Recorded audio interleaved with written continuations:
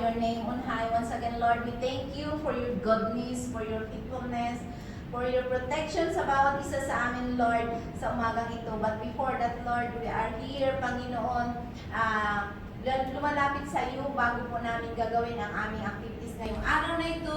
Andito po kami, Lord, nagpapakumbaba, naghihingi po kami ng kapatawaran, anumang nagawa namin, Lord, patawarin niyo po kami sa isip, sa salita at sa gawa. Thank you so much, Father. Lord, sa umagang ito, tinataas po namin si Sister May sa iyong harapan.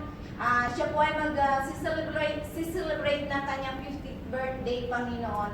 Lord, we pray, Panginoon, sa kanyang buhay, i-bless mo po siya. Hindi lang po sa kanya, Lord, sa po ng kanyang pamilya, Lord. Alam niyo po si Sister Ming, nakikita niyo po siya, Lord, anuman ang kanyang anuman yung nasa puso niya, Panginoon. We pray, Panginoon, na susundin niya yung will mo muna. Salamat sa kanyang buhay at patuloy mo siyang pagpalain, Panginoon. Patuloy niyo po siyang bigyan ng maraming pang taon sa kanyang buhay na darating, Panginoon.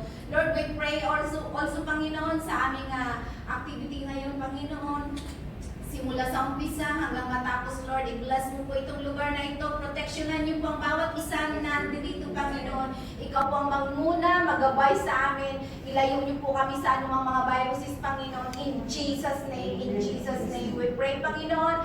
Lord, na lahat po ma-enjoy sa gagawin namin sa araw na ito at lalong-lalo na si Ate Ming na mapasaya po namin siya sa kanyang kaarawan sa araw na ito. Salamat sa kanyang buhay, Lord. Gamitin mo siya mightily, Panginoon. Hindi lang po sa kanyang pamilya, kundi sa kanyang mga kaibigan, Lord, na maging halimbawa po siya, Panginoon, sa iyong harapan. Thank you so much for her life, Panginoon, at patuloy mo siyang gabayan, patuloy mo siyang ingatan, Panginoon, lalong-lalo na sa pag-uwi niya sa kanyang vacation sa Pilipinas, Lord. Gabayan niyo po siya, Panginoon, hanggang makarating siya ng safe and sound doon, Panginoon. Thank you, Lord, for everything that you have done in her life and sa amin na po, Lord. Thank you for everything. In Jesus' name we pray. Amen. Amen.